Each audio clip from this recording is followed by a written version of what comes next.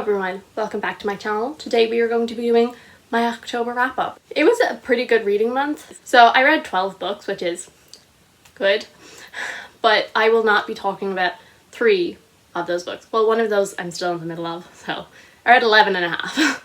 3 of those I will not be talking about in this because they are for 2 different videos that are coming whenever. 9 books I will be talking about. So once again, I'm going to be ranking them from my least favorite to my favorite book that I read this month. And this is something I want your opinions on. Do you want me to include my rereads in my ranking, or will I do rereads first? A lot of the books that I reread, I'm really reading them because they're already my favorites, so they're kind of guaranteed to be my favorite book of the month. So tell me whether you want me to include the rereads on the ranking. First, let's talk about some stats. In the month of October, I read 4,357 pages across 11 books, plus 98 of a book that I started. That brings me up to 100 books read this year. So the age range was 4 adult, 4 YA, and 3 middle grade books. The genres, there were 2 contemporary, 8 fantasy, and 1 horror book. For star rating, I gave 1 book 2 stars, 4 books 3 stars, 1 book 3.5 stars, 2 books 4 stars, 3 books 5 stars, and that gives me an average rating of 3.7 stars.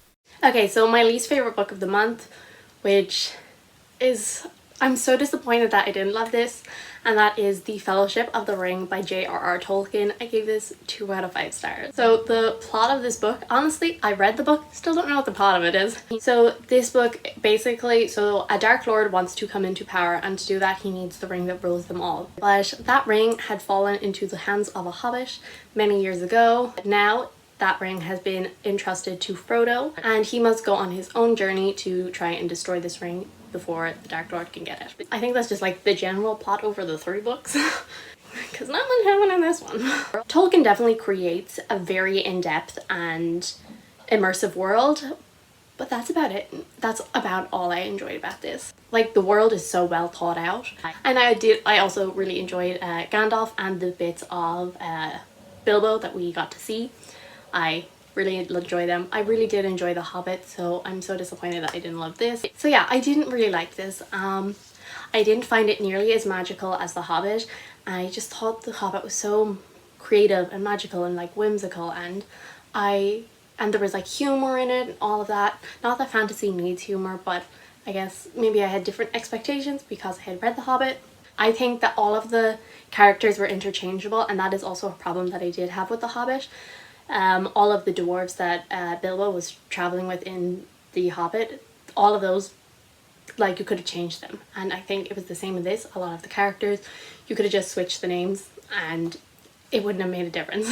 This definitely suffers from so many irrelevant details and just being overwritten. There's so much, so many words, and I just didn't think it was necessary, to be 100% honest. It's not a small book and there is a lot of words in it. And yet I have no idea what happened in this book. Did anything happen in this book? No, not really. And I'm just so disappointed, okay?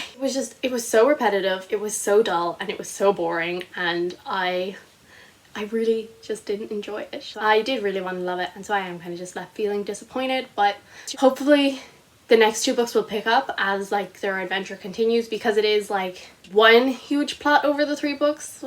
Whereas a lot of series do, they do, it's kind of 3 small plots in each book and then 1 overarching one between the 3. Whereas this one does seem to be just the one big one. So then the next book on this list is going to be Heartless by Marissa Meyer. I gave this a 3 out of 5 stars. Another one that I just didn't love. I generally like Marissa Meyer's books. They're not favorites or anything, but I can have a good time with them. This is basically a backstory to the Queen of Hearts. Before she was the Queen of Hearts, she was just a girl called Catherine, and she is being pressured by her family to marry the king, but all she wants to do is own her own bakery. It's one that I feel very indifferent on. It was very quick, it was very fast-paced, and I read it within I think 2 or 3 days. So it definitely kept me going, but there was nothing that I was truly loving in it. The characters, they were okay in it. I don't think they were the most complex, but they definitely were fun. And I do think Marissa Meyer did a pretty good job with Wonderland. I mean, I don't think anyone can truly capture just the madness of Wonderland, except for Lewis Carroll. But I think she did a good job in like trying. It did definitely feel a bit too much like the normal world. As I said, I don't really have anything that I hate about it either. Like, there wasn't anything I loved, but there definitely isn't anything I hate about this either. I guess my biggest problem is the whole Queen of Hearts thing. It just felt very rushed. It was like the last, I don't know, 50-ish pages. All of a sudden she was like, you know, turning into it. At the start of the book, she's just like the most kind and courageous, and all she wants to do is bake, and like she's just the most lovely, wonderful person ever. And I'm like, and then all of a sudden, it wasn't a gradual change. It was just like all of a sudden, no, she just didn't care anymore. And I wish that we had seen a bit more of a opposite of development, I suppose. Or even if at the start of the book you could see like a bit of a kind of a colder streak in her, but she didn't have it, and so it felt very rushed to me. So number 7 on this book is going to be Wilder Girls by Rory Power. I give this a 3 out of 5 stars. So I have a popular and unpopular opinion about this book. This follows a group of students in Raxter's School for Girls after they've been quarantined. So the tox has started infecting students, and it has changed their body. So some have scales and extra spines and all of that. They're waiting patiently for a cure that they've been promised, but one day when Byatt goes missing, Hetty will risk it all in order to find her best friend. I really liked Byatt's point of view in this. I thought those chapters were like the creepiest kind of ones, and I just really enjoyed them. And after that, I did find myself enjoying Hetty's a little more, because it took me a while to get into her storyline. The second half, so quick. It was such a page turner. I just didn't want to put it down. It was so quick and it was so interesting, and I really enjoyed the second half of it. I really liked the plot and just like how everyone had their secrets, and it was all very mysterious.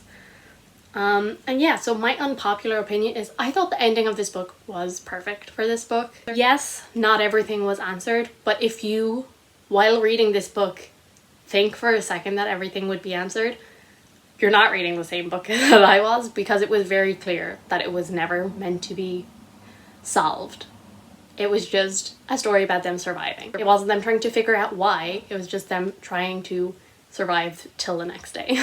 On the other hand, I found it very slow to get into, and it definitely took me a while before I got invested in the story. I did think that the romance and the friendships weren't developed enough, so they just kind of felt a bit flat for me. They definitely seemed to like hate each other more than they liked each other.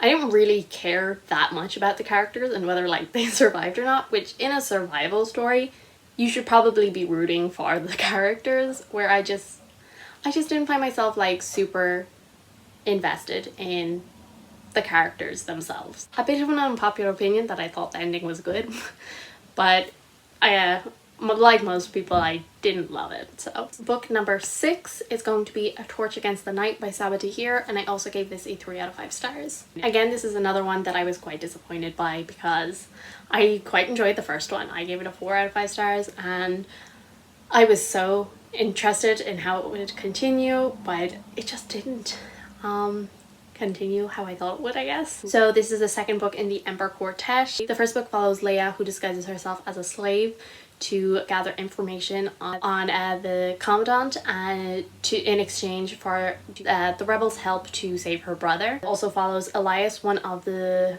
finest soldiers for the Empire, or finest upcoming soldiers for the Empire, who wants nothing more than to be free from that school. At this school, whilst Leia is gathering information and Elias is planning to escape, their lives become intertwined. And then this book just follows the consequences of the first book, which it basically picks up straight away, like right after it ends. So I can't even like tell you anything about this, because it would have spoiled the ending for the first book. I was so glad that we got, I'm not sure is it Helene or Helen's perspective, but I'm so glad that we got her perspective, because I think she's one of the most interesting characters in my opinion, because I feel like everyone is very one-dimensional. They're good or they're bad, and there's no in between. They can't, you know, be a bad person but do good things. They have to be either fully good or fully bad, and I feel like Helen, I'm gonna just call her Helen, is the only one that is kind of a bit in between. She she has, you know, a moral dilemma happening. We did definitely get to see a bit more development of the characters, but it still wasn't enough for me. So I do think that there was improvements in the writing between book 1 and 2. I like the world and the magic system that she is building, but everything else just kind of let me down a bit in this book. Also, if you are reading this, please try the audiobook. It's just, I love their voices. They're so calming. Also, like the last, like, I don't know, 80 pages were very good. I'm excited for the third one. I'm hoping that it'll like pick up straight away and just be really good.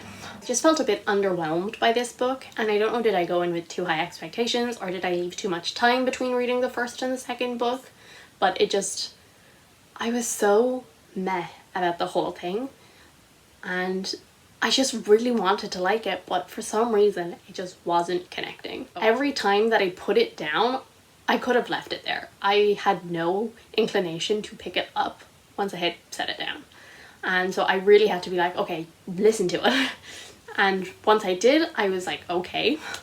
But it was just picking it up actually took effort. The plot was basically non-existent in this book. It was very much a filler book.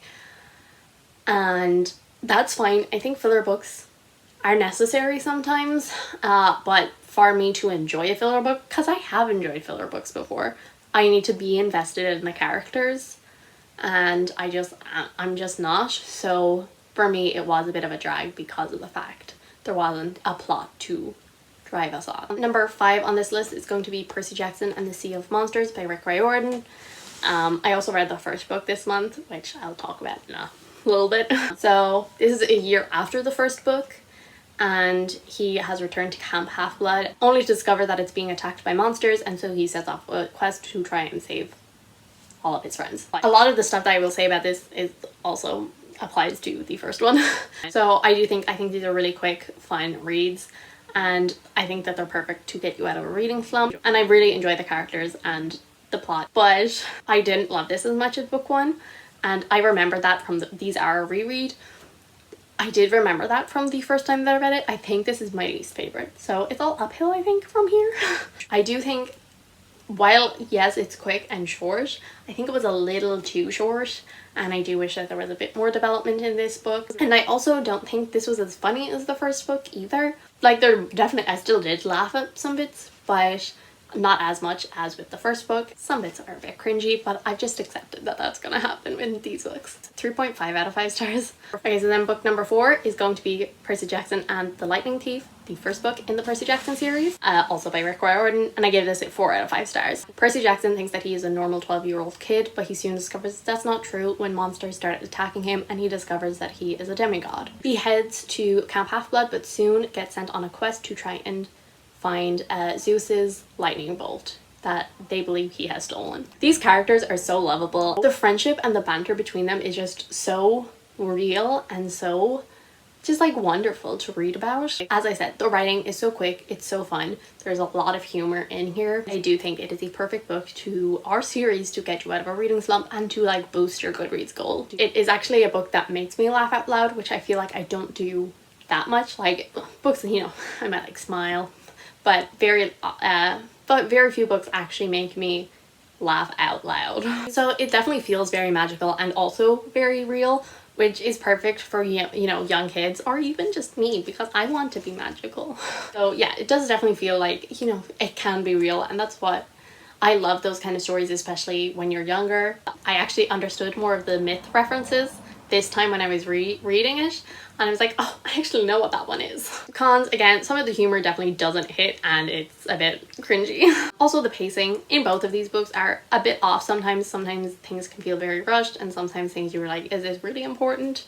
But in general, it's just nice and fun and quick. My top 3 are all 5 stars, and I finished all of these within a week, and I love them all, and it's very hard to rank these because they're all really good. Well, I know what one is number 1. It's just choosing between 3 and 2 was really hard. I have decided that for number 3, I'm going to go with The Girl in the Tower by Catherine Arden. So this is the second book in the Winter Night trilogy, which I would like to say that I have learned that this is actually adult, and so this definitely falls into the category of any fantasy written by a woman is like labeled as YA, because I was told that this was YA, and it's not. I looked up like the author to see, and she says that it's adult, but she says it does cross over into YA, but it's marketed as adult. So yeah, I'm very sorry that I've been saying this is YA when it's actually adult, and just another victim of the YA female curse. So this is the second book in the Winter Night trilogy. It follows Vasya, who can see spirit. In the first book, her devout Christian stepmother stops tributes to these spirits, and so a dark force grows, and Vasya has to save the whole town. In the second book, follow Vasya as she heads to Moscow to fight against some bandits. I love this even more than book one, and I really liked book one, but this was so good, guys. I was absorbed in every single minute of it. Vasya and her family and their dynamic is absolutely amazing. I love every single one of those, and I just want them all to like have a family hug. And Vasya herself as a character, she went through so much development in this book, and I really appreciated it, because you definitely see she's a bit young and naive and in the first book and a bit annoying, but she really has grown since that book, and you can see it. Like, she is still a bit, you know, childish or whatever, but she has grown so much as a character. These are just perfect wintry atmospheric books. Like, these are the ones you want to like sit by the fire with a blanket. Yeah,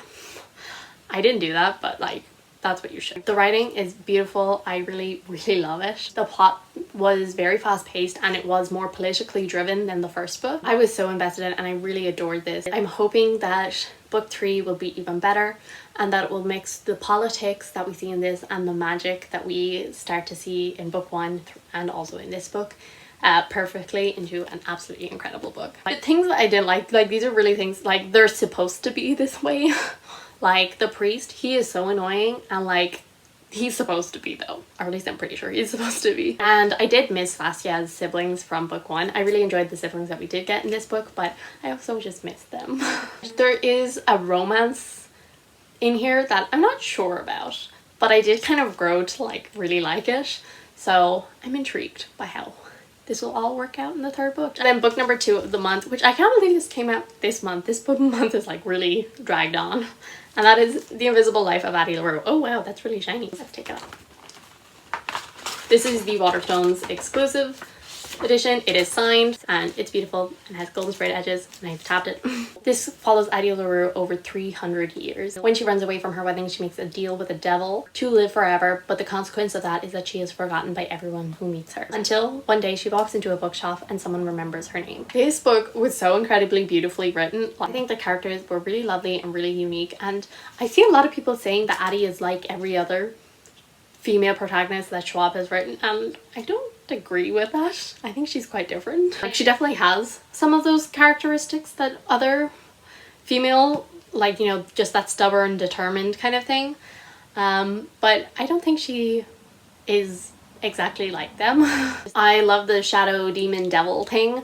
Like, he was so interesting, and I just wanted to understand him. And also Henry, I love him, and he was such a lovely character. So I related to some parts and I sympathized with the others, and it was just really beautiful. Writing is absolutely incredible. I have always enjoyed V.E. Schwab's writing in all of her books, but this is a whole different Schwab, and it is so different. It's told in third person present tense, which is a very odd tense, but it fits so well. So it was atmospheric, descriptive, and filled with just metaphors and so many like beautiful quotes, which is why I have them tabbed. I was invested from page 1, and usually with V.E. Schwab books it actually takes me a couple, like 50-ish pages before I actually get really into them. But from page 1 I was hooked. This story, it is a lighter fantasy, focuses on like more just her life and her relationships and all of that, more than actual like fantasy plotline. My main problem with this is I didn't cry. Everyone cries at this. What is wrong with me? There was definitely parts that like had me feeling things, but no tears. This is not going to be for everyone. It is a very different Schwab, so be aware. Book number 1 of the month is A Gathering of Shadows by V.E. Schwab, which is a reread for me. Of course I was gonna love it. I love this even more this time. Like, I always said A Dark Shade of Magic was my favorite V.E. Schwab book. I'm wrong. It's this. A Gathering of Shadows is the #1 V.E. Schwab book I love it so much. This series follows Kel and Antari, who can travel through the different Londons. In the first book, he takes an object from one London to another, which he shouldn't do, and it causes a lot of problems. So in this sequel, it's 4 months later, and Red London is about to host a magical competition. I forgot how good this was. I loved every single second. I read it within 24 hours, and it's not a small book. It's pretty big, and I just ate it up. I adore these characters. I love the relationships, the friendships, the romance, the brothers, and I love it all. And also I relate to Kel so much, which I don't think you would guess. Like, he's always described as like scowling and stuff, which you wouldn't guess that would fit me because I'm very smiley on BookTube, because it's more of an awkward smile. But yeah, in real life I'm very much a Kel. Once again, I love the magic, I love the world, I love the characters, I love the relationships, I love everything. So this has one of the most intense endings ever. Like, you need to have the third book ready to go. Also, the anticipation waiting for Kel and Lila to reunite is... So yeah, I had such a fun time rereading this. Also, I like to see Kel try-harding, really. Because he just wants to be the best. My only problems with this, and Lila definitely says some stuff that isn't great just about like other women. And it's like, stop the girl on girl hate. But other than that, I love it. Those are all of the books that I read in October. I do hope you enjoyed this video. Tell me, what was your favorite book that you read in October? So I do hope you enjoyed this video. If you did, subscribe, and I will see you all in the next one. Bye!